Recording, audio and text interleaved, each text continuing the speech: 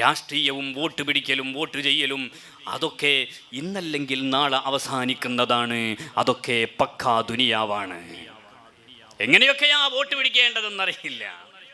എൻ്റെ വീട്ടിൽ ഞാൻ കുറച്ച് ദിവസം ഇവിടെ ഇല്ലായിരുന്നു. വന്ന് നേരെ ഇങ്ങോട്ട് വന്നു.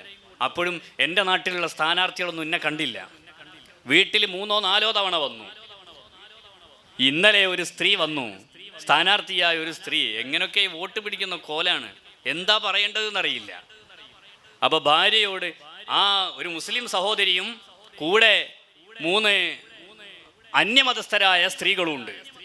അപ്പോൾ അവർ വന്ന് ഈ അന്യമതസ്ഥരായ സ്ത്രീകൾ ഭാര്യയോട് ചോദിച്ചത്രേ, ഇവിടെ ഉള്ള നിങ്ങളെ ഹസ്ബൻഡ് കുറേ പുസ്തകമൊക്കെ എഴുതിയിട്ടുണ്ടെന്ന് കേട്ടല്ലോ, ആളെ ഭാര്യ അല്ലേ എന്ന് ചോദിച്ചു. അപ്പോൾ നേരത്തെ വന്നപ്പോൾ ആരോ പറഞ്ഞു കൊടുത്തിട്ടുണ്ട് അങ്ങനെയൊക്കെ ആണ് അല്ലാഹു. അപ്പോൾ ഭാര്യ പറഞ്ഞു ആ അതെ. അപ്പോൾ ഈ സഹോദരിമാർ ചോദിച്ചു അത്രേ, ഇസ്ലാമിക് പുസ്തകങ്ങളാണല്ലോ എഴുതിയത്? ആ അതെ, ഇസ്ലാമിക്സ് ആണ് കൂടുതലും, അങ്ങനെ തന്നെയാണ് എഴുതിയത്. എത്ര എണ്ണം എഴുതിയിട്ടുണ്ട്? അപ്പോൾ അവൾ കണക്കൊക്കെ പറഞ്ഞു. അപ്പോൾ സ്ഥാനാർത്ഥി പറയുകയാണത്രേ, ആ ഇൻഷാ അല്ലാ ഞാൻ ജയിച്ചിട്ട് വേണം അതൊക്കെ ഒന്ന് വായിക്കാൻ. നിങ്ങളൊന്ന് നോക്കിയ വോട്ട് പിടിക്കുകയാണിത്. ഞാൻ ജയിച്ചിട്ട് വേണം അതൊക്കെ ഒന്ന് വായിക്കാൻ, എന്നിട്ടെങ്കിലും എൻ്റെ വോട്ട് കിട്ടണോ.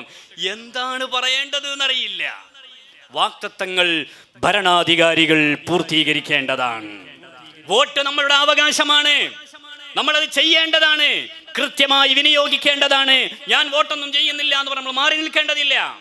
അതെവിടെ വിനിയോഗിക്കണമെന്ന് നമ്മളുടെ നേതൃത്വം, സുന്നത്ത് ജമാഅത്തിന്റെ അഹ്ലുസുന്നയുടെ നേതൃത്വം നമ്മളെ വ്യക്തമായും വ്യംഗ്യമായും അറിയിച്ചിട്ടുണ്ട്. അതടിസ്ഥാനത്തിൽ നമ്മൾ വോട്ട് വിനിയോഗിക്കേണ്ടതാണ്. നമ്മൾ എത്ര വലിയ 110 ആയാലും വോട്ട് വിനിയോഗിക്കേണ്ടതാണ്, കൃത്യമായി ചെയ്യേണ്ടിടത്ത് ചെയ്യേണ്ടതാണ്.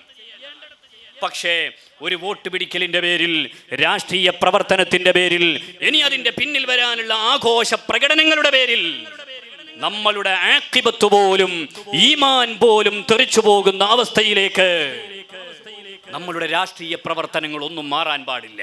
ഒരു പ്രവർത്തനവും മാറാൻ പാടില്ല. ഹബീബായ മുഹമ്മദുർ റസൂലുള്ളാഹി സ്വല്ലല്ലാഹു അലൈഹി വസല്ലം തങ്ങൾ തബൂക്ക് യുദ്ധം കഴിഞ്ഞ് വരികയാണ്. അബ്ദുല്ലാഹി ഇബ്നു മസ്ഊദ് റളിയല്ലാഹു അൻഹു പറയുകയാണ്, ഞാൻ ഹബീബായ തങ്ങളുടെ കൂടെ അന്ന് സമരത്തിൽ പങ്കെടുത്ത് തിരിച്ചു വരുമ്പോൾ രാത്രിയായപ്പോൾ ഞങ്ങൾ ഒരു ഭാഗത്ത് മരുഭൂമിയിൽ ഉറങ്ങുകയാണ്. രാത്രി ഏറെ നേരമായപ്പോൾ ഹബീബായ തങ്ങൾ കിടന്ന ഭാഗത്ത് ഞാൻ എൻ്റെ കൈവച്ചു നോക്കി. ഹബീബായ തങ്ങളെ കാണാനില്ല.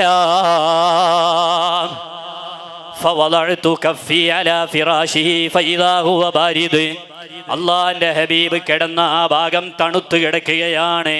അഥവാ റസൂലുള്ളാഹി സ്വല്ലല്ലാഹു അലൈഹി വസല്ലം തങ്ങൾ അവിടെ നിന്ന് എഴുന്നേറ്റ് പോയിട്ട് നേരം കുറേ ആയിട്ടുണ്ട്. ആ ശരീരത്തിന്റെ ചൂട് പോലും അവിടെയില്ല. അബ്ദുല്ലാഹി ഇബ്നു മസ്ഊദ് റളിയല്ലാഹു അൻഹു പറയുകയാണ്, ഞാൻ ഉടനെ അവിടുന്ന് എഴുന്നേറ്റ് മഹാനായ അബൂബക്കർ സിദ്ദീഖ് റളിയല്ലാഹു അൻഹു മഹാനവറുകൾ കിടന്ന ഭാഗത്തേക്ക് ഞാൻ ചെല്ലുകയാണ്. അവിടെ നോക്കുമ്പോൾ സിദ്ദീഖുൽ അക്ബർ തങ്ങളെയും കാണാനില്ല. ഞാൻ അങ്ങനെ ദൂരേക്ക് നോക്കിയപ്പോൾ അതാ അവിടെ ഒരു ഖൈമയുടെ പിന്നിൽ, സ്വഹാബികളൊക്കെ കിടക്കുന്ന ഖൈമയുടെ ടെന്റിന്റെ പിന്നിൽ ഒരരണ്ട വെളിച്ചം കാണുകയാണ്. ഞാൻ അങ്ങോട്ട് ചെന്നു നോക്കിയപ്പോൾ അള്ളാന്റെ ഹബീബ് ഒരു ഖബർ കുഴിക്കുകയാണ്. സിദ്ദീഖുൽ അക്ബർ തങ്ങളും വേറെ സ്വഹാബികളും സഹായത്തിനായി കൂടെയുണ്ട്. ആരാണ്? കാദാ ഖബറിന്റെ ചാരത്ത് ഒരു സ്വഹാബിയുടെ ജനാസയുണ്ട്. ഞാൻ അങ്ങോട്ട് കയറി ചെന്നിട്ട് ചോദിച്ചു, അല്ലയോ നബിയേ, ആർക്കു വേണ്ടിയാണ് ഈ ഖബർ കുഴിക്കുന്നത്? ഇതാരുടെ ജനാസയാണ് നബിയേ? അപ്പോഴാണ് ഹബീബായ മുഹമ്മദുർ റസൂലുള്ളാഹി സ്വല്ലല്ലാഹു അലൈഹി വസല്ലം തങ്ങൾ പറയുകയാണ്, അറിയില്ലേ, അബ്ദുല്ലാഹി ദുൽ ബിജാദൈൻ റളിയല്ലാഹു അൻഹു വഫാത്തായതാണ്. ഇത് അബ്ദുല്ലാഹി ദുൽ ബിജാദൈൻ റളിയല്ലാഹു അൻഹുവിന്റെ ജനാസയാണ്. അദ്ദേഹം മാത്തഫി അവ്വലിൽ ലൈലി, ഇന്ന് രാത്രി മരണപ്പെട്ടു പോയതാണ്. അള്ളാന്റെ ഹബീബ ജനാസ എടുത്ത് ഖബറിലേക്ക് അങ്ങനെ താഴ്ത്തി വെക്കുമ്പോൾ അവിടുന്ന് പറയുകയാണ്, അല്ലാഹുമ്മ ഇന്നി അംസൈതു അൻഹു റാദിൻ ഫർളൻഹു. അല്ലാഹുവേ, എനിക്ക് ഇയാളോട് വലിയ ഇഷ്ടമാണ്. ഈ ഖബറിലേക്ക് താഴ്ത്തി വെക്കുന്ന അബ്ദുല്ലാഹി ദുൽ ബിജാദൈൻ റളിയല്ലാഹു അൻഹുവിനോട് എനിക്ക് പ്രണയമാണ്. അതുകൊണ്ട് അല്ലാഹ്, ഞങ്ങളിതാ അബ്ദുല്ലാഹി ദുൽ ബിജാദൈൻ റളിയല്ലാഹു അൻഹുവിനെ ഖബറിലേക്ക് വെക്കുകയാണ്. നീ ഇദ്ദേഹത്തെ തൃപ്തിപ്പെടണേ അല്ലാ എന്ന് പറഞ്ഞ് ഹബീബായ സല്ലല്ലാഹു അലൈഹി വസല്ലമ തങ്ങളുടെ പരിശുദ്ധമായ കരങ്ങളെ കൊണ്ട് ഖബറിലേക്ക് താഴ്ത്തി വെക്കുമ്പോൾ ഖാദിമു റസൂലില്ലാഹ് വസ്വാഹിബു റസൂലില്ലാഹ് അബ്ദുല്ലാഹി ഇബ്നു മസ്ഊദ് റളിയല്ലാഹു അൻഹു പറയുകയാണ്, ഞാൻ ഫവിത്തു വല്ലാഹി അന്നി അനൽ മയ്യിത്ത്. ആ ഖബറിലേക്ക് ഹബീബായ തങ്ങളുടെ പരിശുദ്ധമായ കരങ്ങളെ കൊണ്ട് താഴ്ത്തി വെക്കുന്ന ആ സ്വഹാബി ഞാനായിരുന്നെങ്കിലെന്ന് ഞാൻ ആലോചിച്ചു പോയി, ഞാൻ ആഗ്രഹിച്ചു പോയി. കാരണം ഹബീബായ തങ്ങൾ പ്രണയിച്ചു എന്ന് പറഞ്ഞ് ഖബറിലേക്ക് താഴ്ത്തി വെക്കുകയല്ലേ. കണ്ടില്ലേ, വഫാത്തിൻ്റെ സമയം വരെ അതാ ദീനിൻ്റെ ഖിദ്മത്തിലായി ജീവിക്കുകയാണ്. അതുകൊണ്ട് ഖബറിലേക്ക് പോകുമ്പോൾ ഹബീബായ തങ്ങളുടെ ആശീർവാദം ലഭിക്കുകയാണ്. അങ്ങനെ നല്ല ചിട്ടയിൽ ജീവിച്ചവര്, ഹബീബിൻ്റെ മുഹിബായി ജീവിച്ചവര്, സ്വലാത്തു ചൊല്ലി ജീവിച്ചവര്, ഖൽബ് മദീനയിലേക്ക് സമർപ്പിച്ചു ജീവിച്ചവര്, അവരെല്ലാം ഖബറിൽ വിജയിച്ചവരാണ്. അലാ ഇബ്നുൽ ഹദ്റമി റളിയല്ലാഹു അൻഹു മഹാനവറികൾ സമരം കഴിഞ്ഞ് വരുമ്പോഴല്ലേ വഫാത്തായത്. ഇമാം ബൈഹഖി ദലായിലുൻ നുബുവയിൽ എഴുതിയിട്ടില്ലേ, വിശാലമായ സംഭവമല്ലേ. അനസ് ഇബ്നു മാലിക് റളിയല്ലാഹു അൻഹു മഹാനവറികൾ പറഞ്ഞില്ലേ, ഞങ്ങൾ സമരം കഴിഞ്ഞ് തിരിച്ചു വരുമ്പോൾ അലാ ഇബ്നുൽ ഹദ്റമി റളിയല്ലാഹു അൻഹു വഫാത്തായി. ഒരു ഭാഗത്ത് ഞങ്ങൾ ഖബർ കുഴിച്ച് അലാ ഇബ്നുൽ ഹദ്റമി റളിയല്ലാഹു അൻഹുവിൻ്റെ ജനാസ അവിടെ മറവ് ചെയ്തു. അപ്പോഴാണ് ആ ഭാഗത്ത് താമസിക്കുന്ന ഒരാൾ വന്നിട്ട് ചോദിക്കുകയാണ്, മൻ ഹദാ, ആരുടെ ജനാസയാണ് നിങ്ങൾ ഇവിടെ മറവ് ചെയ്തത്? ഞങ്ങളപ്പോൾ പറഞ്ഞു, ഹദാ ഖൈറുൽ ബശർ ഹാദാ ഇബ്നുൽ ഹദ്റമി, ഇത് അലാ ഇബ്നുൽ ഹദ്റമി റളിയല്ലാഹു അൻഹുവിൻ്റെ ജനാസയാണ്. അപ്പോൾ ആ നാട്ടുകാരനായ വ്യക്തി പറയുകയാണ്, നിങ്ങൾ ഈ ജനാസ ഇവിടെ മറവ് ചെയ്ത് പോകല്ലേ. കാരണം എന്തേ? ഈ വനപ്രദേശത്ത് ഇവിടെ ചില ജീവികളുണ്ട്, വന്യജീവികളുണ്ട്. ഇവിടെ ആരെ മറവ് ചെയ്താലും ആ വന്യജീവികൾ ഇവിടെ വന്ന് ഖബറു മാന്തിയിട്ട് ജനാസ പുറത്തെടുത്ത് വികൃതമാക്കൽ പതിവാണ്. അതുകൊണ്ട് നിങ്ങൾ ഖബറിൽ നിന്ന് ഈ ജനാസ പുറത്തെടുത്ത് വേറെ ഒരു പ്രദേശത്ത് കൊണ്ടുപോയി മറവു ചെയ്യണേ. അപ്പോൾ ഫജ്തമഅനാ അലാ നബ്ശിഹി, ഞങ്ങളങ്ങനെ ഖബർ മാന്താൻ വേണ്ടി തീരുമാനിച്ചു. ഫലമ്മാ വസൽനാ ഇലൽ ലഹ്ദി, അങ്ങനെ ഞങ്ങൾ പള്ളക്കബറിലേക്ക് അകക്കബറിലേക്ക് എത്തിയപ്പോൾ ഇദൻ സ്വാഹിബുനാ ലൈസ ഫീഹി, ഞങ്ങളിപ്പോൾ മറവു ചെയ്ത അലാ ഇബ്നുൽ ഹദ്റമി തങ്ങളെ ഖബറിൽ കാണാനില്ല. മാത്രമല്ല വഇദൽ ലഹ്ദു മദ്ദൽ ബസരി നൂറുൻ യതലഅലു, ഖബറദാ കണ്ണെത്താ ദൂരം വിശാലമായി കിടക്കുകയാണ്. ആ ഖബറിൽ നിന്ന് പ്രകാശമിങ്ങനെ തിളങ്ങുകയാണ്.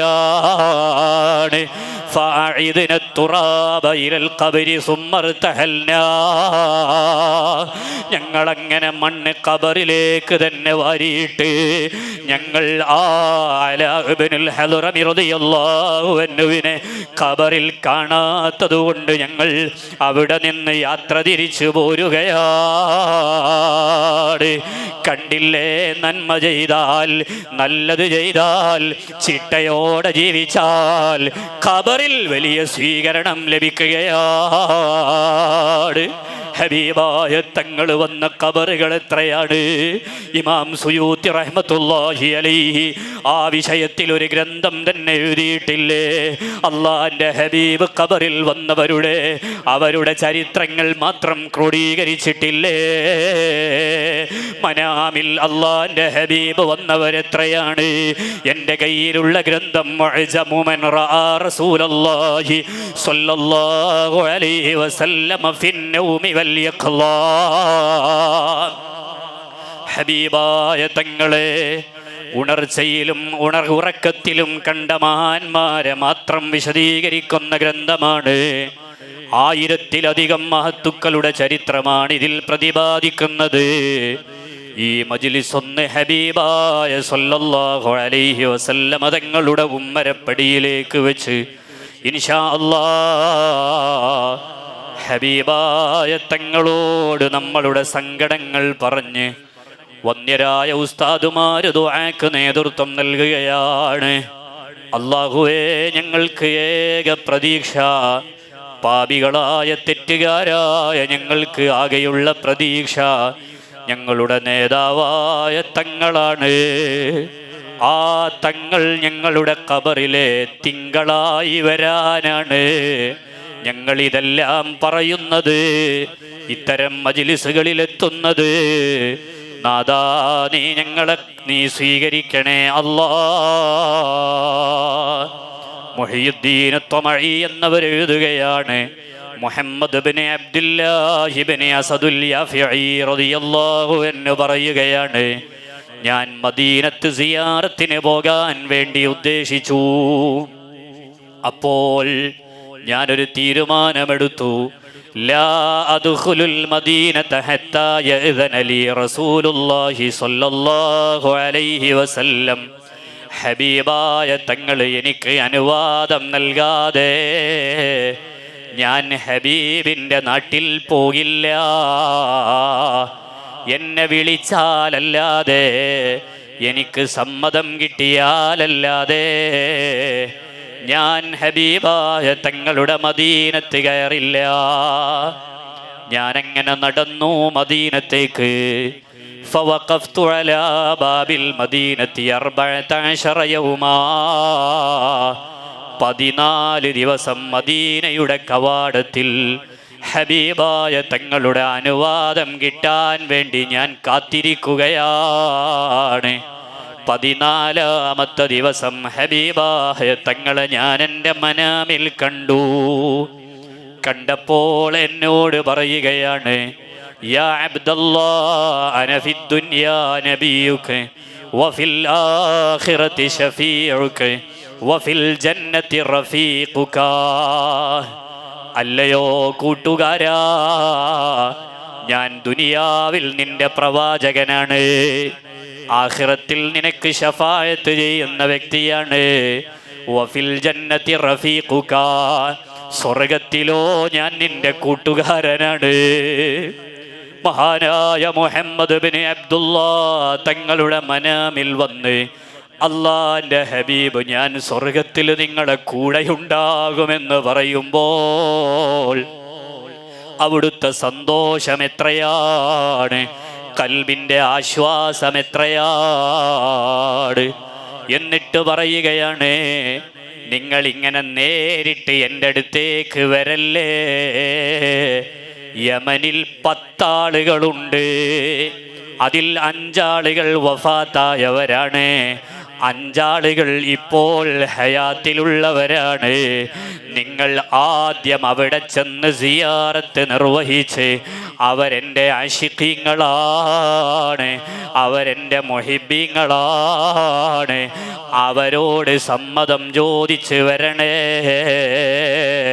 അവരെ സിയാറത്ത് ചെയ്താൽ ഫഖദ് സറനി വമൻ ജഫാഹും ഫഖദ് ജഫാനി. ആ ഹയാത്തിലുള്ള 10 ആളുകളുടെ പേരും 5 ആളുകളുടെ പേരുമെണ്ണി, വഫാത്തായി പോയ 5 ആളുകളുടെ പേരുമെണ്ണി. മുഹമ്മദ് ബിൻ അബ്ദില്ലാ റളിയല്ലാഹു അൻഹു പറയുകയാണ്, ഞാൻ അങ്ങനെ തിരിച്ച് യമനിലേക്കെത്തി.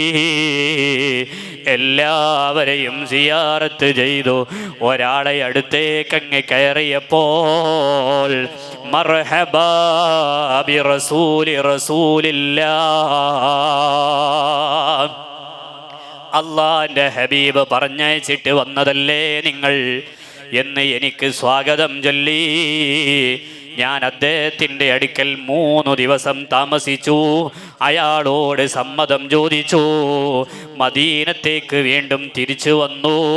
വീണ്ടും ഞാൻ മദീനത്തെ കവാടത്തിൽ സമ്മതത്തിനായി കാത്തിരിക്കുമ്പോൾ അള്ളാന്റെ ഹബീബ് എൻ്റെ മനാമിൽ വന്നിട്ട് പറയുകയാണ്, നിങ്ങൾ മറ്റുള്ളവരെ സിയാറത്തു ചെയ്തുവല്ലേ, എനിക്ക് വലിയ സന്തോഷമായി കേട്ടോ. ഞാൻ ചോദിച്ചു, അത്തൈതനുലീ വിദ്ദുഖൂലി, ഓ നബിയേ ഞാൻ അങ്ങോട്ട് കയറിക്കോട്ടെ നബിയേ? അപ്പൊ പറഞ്ഞു, ദുഖുൽ ഇന്നക മിനൽ ആമിനീൻ, കയറാമല്ലോ, ഞാൻ നിങ്ങളെ സ്വീകരിച്ചിരിക്കുകയാണ്. ഹബീബായ മുഹമ്മദുർ റസൂലുള്ളാഹ്. ഇത് മദീനത്ത് നിന്ന് കിട്ടിയ ആശീർവാദമാണ്. ഓ പ്രിയമുള്ള സഹോദരിമാരെ, അതിന് ജീവിതം ചിട്ടയോടെ ജീവിക്കേണ്ടവരാണ്. അന്യരുമായി ചാറ്റിങ് പാടില്ല, ചീറ്റിങ് പാടില്ല, ഹറാമായ സംസാരങ്ങൾ പാടില്ല, ഗീബത്ത് പറയാൻ പാടില്ല, നമീമത്ത് പറയാൻ പാടില്ല, ഫിത്ന പറയാൻ പാടില്ല, നാട്ടിലുള്ള ഒരാളെയും അനാവശ്യം പറയാൻ പാടില്ല, അയൽവാസിയെ ശല്യം ചെയ്യാൻ പാടില്ല, മറ്റുള്ളവരെ ചീത്ത വിളിക്കാൻ പാടില്ല. നല്ല ചിട്ടയോടെ ജീവിച്ച് ധാരാളം സ്വലാത്തുകൾ ഹബീബായ സ്വല്ലല്ലാഹു അലൈഹി വസല്ലമ തങ്ങളുടെ പേരിൽ ചൊല്ലുമ്പോൾ, ഓ പ്രിയമുള്ള മുഹിബ്ബീങ്ങളെ, മദീനയിൽ നിന്ന് ആശീർവാദം ലഭിച്ച എത്രയെത്ര മഹാന്മാരാണ്. അതിന് എൻ്റെ ജീവിതം ചിട്ടപ്പെടേണ്ടതുണ്ട്. ഒരൊറ്റ വഖ്ത് നിസ്കാരവും ഖളാ ആകാൻ പാടില്ല. ജീവിതത്തിൽ ധാരാളം ഖൈറാത്തുകൾ ചെയ്യാൻ അല്ലാ ഞങ്ങൾക്ക് നീ ഭാഗ്യം നൽകണേ. അല്ലാ നീ ഞങ്ങൾക്ക് തൗഫീഖ് നൽകണേ. അല്ലാ എല്ലാ ഖൈറിൻ്റെയും കവാടങ്ങൾ ഞങ്ങൾക്ക് നീ തുറന്നു തരണേ. അല്ലാ ഞങ്ങളെ ആഖിബത്ത് നന്നാക്കി തരണേ. അല്ലാ